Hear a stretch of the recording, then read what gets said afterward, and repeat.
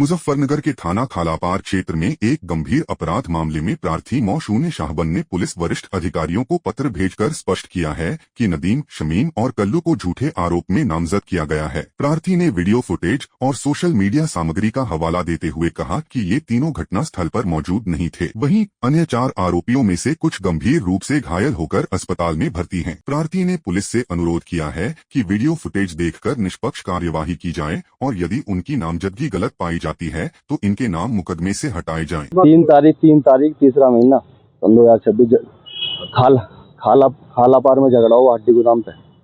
वहाँ पे जो है ये मीट के गोदाम चलाते हैं। कौन? अवैध गोदाम। हाजी मेहरबान, उसका लड़का शादाब, सवाब, वो क्या नाम है, सवाब और ये फराज। वहाँ पे ये अपना उसके काम के लिए गए थे। भाई थे तहसीन, शादाब और ये अपने लेने के लिए गए थे। इन पर वहाँ कागज सुनी हुई, वहाँ पे मार पिटाई हो गई। ये अपने काम से गए थे। इन्होंने कहा कि ये रास्ते से जा रहे थे कि भाई ये जो वहाँ पे मीट आता है, इनकी भी अपनी दुकान है वहाँ पे। इन्होंने कहा कि मुझे ये सामान चाहिए था, आपने मेरा सामान दूसरे को दे दिया। तो उन्होंने कहा कि भाई दे दे। इस बात पर कहा सुनी हुई। तो पहले भाई तहसीन अकेले थे वहाँ पे, तो इन्होंने सबने मिलकर उन्हें बहुत बुरी तरीके से पीटा। फिर बचाव के लिए शादाब आया, फिर उसको पीटा।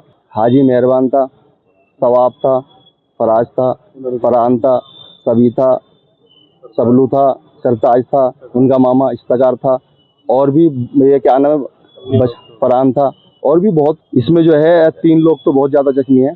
तहसीन है और शादाब है और समीर है। हम वहाँ पे गए थे। हमने जो है अपनी वहाँ पे वो दी, तो वहाँ पे उन्होंने दोनों पक्ष की चीख काट दी और कोई इसमें इतनी खास छोटी धाराएं लगाई उन्होंने थाना खालापार। और उसमें जो है इन्होंने जिस हिसाब से हमारे उसको उन्होंने छुरी चाकू चलाए हुए, उस हिसाब से उन्होंने उसके हिसाब से धाराएं नहीं लगाई। हम चाहते हैं, हमारे पास वीडियो फुटेज भी है, हम चाहते हैं जिस हिसाब से उन्होंने चाकू छुरी चलाए उसमें जो है धाराएं बढ़े और हम इंसाफ चाहते हैं। बिल्कुल दबंग है सर।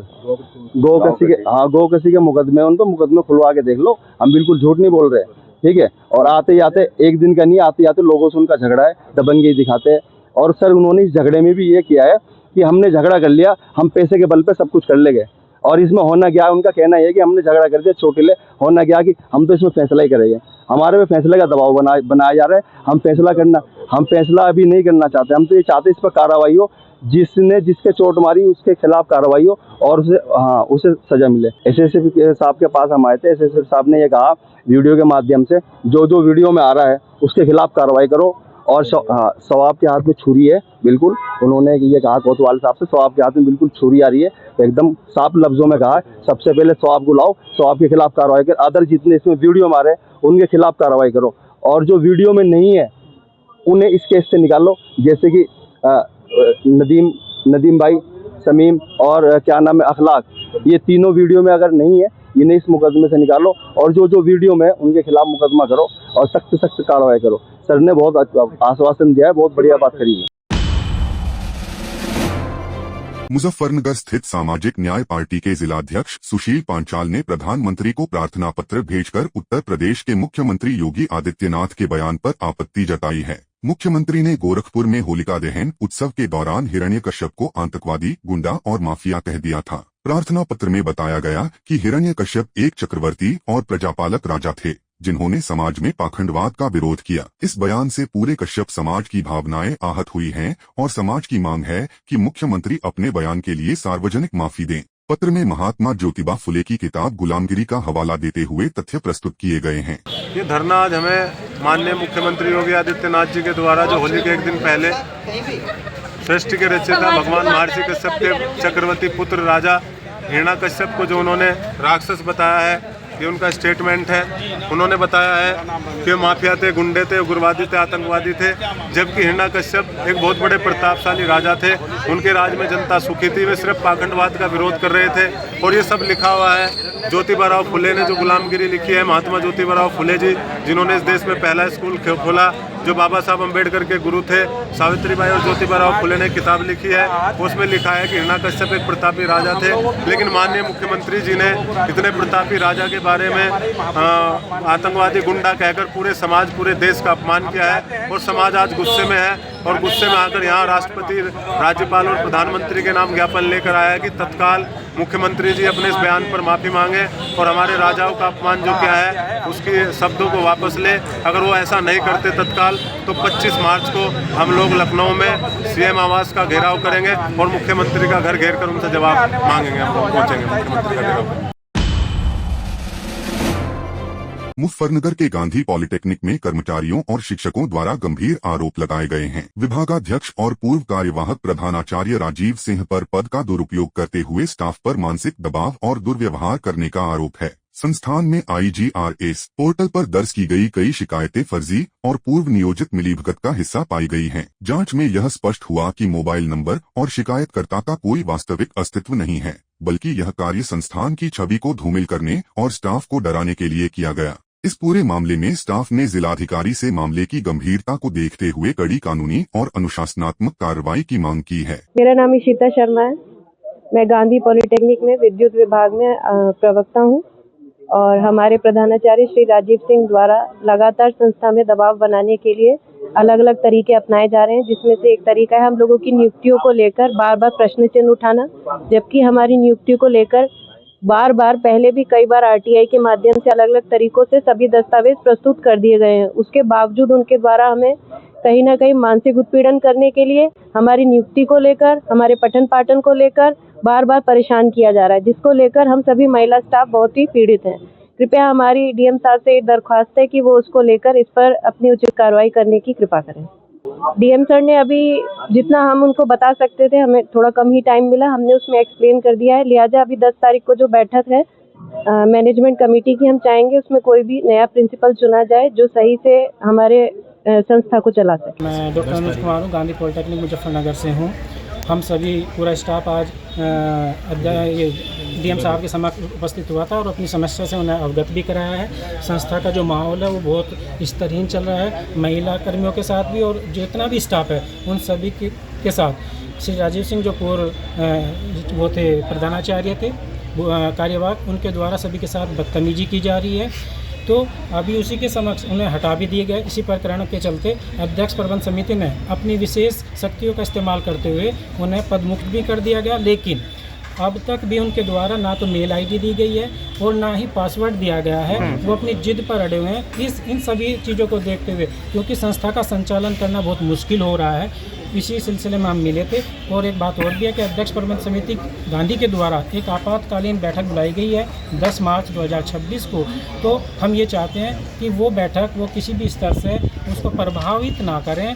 कहीं हम ये चाहते हैं कि वो जो भी कार्रवाई हो उसमें एक समिति गठित हो और मामले की निष्पक्ष जांच हो, कि ताकि जो भी उसमें शामिल है वे सभी पर एक अच्छी से अच्छी कार्रवाई हो सके। DM साहब ने हमें आश्वासन दिया है कि इसी मुद्दे को लेकर वो इस पर कार्रवाई करेंगे और जो भी उचित होगा वो होगा। ठीक है। ईरान के सुप्रीम लीडर अली खामेनेई की हत्या की खबर के बाद जम्मू कश्मीर में माहौल तनावपूर्ण हो गया है। कई इलाकों में लोगों ने अमेरिका के खिलाफ विरोध प्रदर्शन किया, जिसके बाद प्रशासन सतर्क हो गया है। हालात को देखते हुए शुक्रवार को जुमे की नमाज के दौरान सुरक्षा के कड़े इंतजाम किए गए हैं। संवेदनशील क्षेत्रों में अतिरिक्त सुरक्षा बल तैनात किए गए हैं और पुलिस लगातार हालात पर नजर बनाए हुए है। प्रशासन का कहना है कि किसी भी तरह की अफवाह या हिंसा को बर्दाश्त नहीं किया जाएगा और शांति व्यवस्था बनाए रखने के लिए सभी जरूरी कदम उठाए जा रहे हैं। मिडिल ईस्ट में ईरान, अमेरिका और इजराइल के बीच बढ़ते तनाव का असर अब भारत के कृषि बाजार में भी दिखाई देने लगा है। महाराष्ट्र के नासिक क्षेत्र से बड़ी मात्रा में प्याज खाड़ी देशों में निर्यात किया जाता है, लेकिन मौजूदा हालात के चलते निर्यात पर असर पड़ा है। निर्यात घटने की वजह से मंडियों में प्याज के दाम औसतन 1000 रुपए से नीचे आ गए हैं, जिससे किसानों की चिंता बढ़ गई है। व्यापारियों का कहना है कि खाड़ी देशों में तनाव के कारण परिवहन और व्यापार व्यवस्था प्रभावित हुई है। अगर हालात जल्दी सामान्य नहीं हुए तो किसानों को और अधिक आर्थिक नुकसान उठाना पड़ सकता है।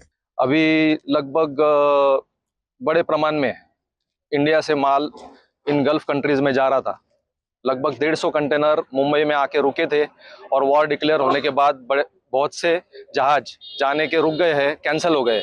उसके लिए लगभग 150 कंटेनर नासिक में जाके मुंबई में जाके रुक गए और उनको जाने के लिए रास्ता नहीं है। कुछ कंटेनर वापस बुलाने पड़ेंगे, कहीं और भेजने पड़ेंगे। इसकी वजह से एक्सपोर्टर्स का और उसके बाद में यहाँ के स्थानिक व्यापारियों का बहुत बड़ा नुकसान है। और किसान लोग जो अपने माल यहाँ पर मंडियों में लेके आ रहे, इनका माल जो पहले बिक रहा था उससे 200-400 रुपया 500 रुपया कम बिक रहा है। आज 400 से लेके 800 रुपये, 800 से लेके 1000 रुपये ऐसा यहाँ का मार्केट है। जो यहाँ पर किसान लोगों को है वो बहुत बड़ी नुकसान है। उनका उत्पादन शुल्क 700-800 है, लेकिन उनको 400, 500, 600 पे माल यहाँ पे बेचना पड़ रहा है। और क्रूड ऑयल जो यहाँ पर आ रहा था उसका भी बहुत बड़ा यहाँ पर आने का रुक गया है। इसकी वजह से पैकेजिंग मटेरियल जो प्लास्टिक लगता है बैग्स, वो प्लास्टिक बैग भी अभी यहाँ पर नहीं मिल रहे हैं। उनको बहुत सारे केस में अभी पेश होना है। मेरा मानना है कि जो उनकी एक आदत रही है, कभी किसी में केस में बेल हो जाए तो डांस करते हुए आते हैं। अभी न जाने कितने केस में दिल्ली के लोग भी उनसे सवाल पूछने वाले हैं, कोर्ट भी सवाल करने वाली है, एजेंसियां भी सवाल करने वाली हैं, और हम उसका इंतज़ार कर रहे हैं। हमें कानून पे भरोसा है। तो अब केजरीवाल जी किस परिस्थिति में कहे और अब क्या जवाब देंगे तो ये देखना होगा। हाँ, ये बहुत शुभ समाचार आप सबको बताएं कि मैं जिस क्षेत्र का सांसद हूँ उस क्षेत्र में मेरे सांसद बनने के पहले तक मेट्रो नहीं आती थी। एक बगल के लाइन से ईस्ट में जाती थी मेट्रो, मगर हमारी लोकसभा में नहीं थी। हमने पहला फेज़ भी किया और अब जो चौथा फेज़ है, पहला फेज़ जो मैं किया वो वास्तव में तीसरा फेज़ था, उसमें हमारे यहाँ आया XU बिहार तक। अब हम लोग 8 मार्च को एक बहुत बड़ी सुविधा वाला कि हमारे गोंडा में रहने वाला गोकलपुरी, मुस्तफ़ाबाद, सीमापुरी, चाहे वो सीलमपुर में रहते हों या करावल नगर रहते हों या फिर वजीराबाद रहते हों, तिमारपुर, बुराड़ी, झड़ौदा, ये सब लोग अब मेट्रो का उपयोग करेंगे और इस नाते बहुत सारी गाड़ियां सड़कों से हटेंगी, उनको ज़रूरत ही नहीं पड़ेगी। तो 8 मार्च को मैं अपनी तरफ से भी सबका आह्वान करता हूं कि इस अवसर पे प्रधानमंत्री जी उद्घाटन करने आ रहे हैं और ये जो बुराड़ी का जो निरंकारी मैदान है वहाँ वो सुबह 10 बजे सबसे मिलेंगे भी। आप सब लोग भी आइए, और अभी आएंगे तो हम और भी कुछ मांगेंगे उनसे।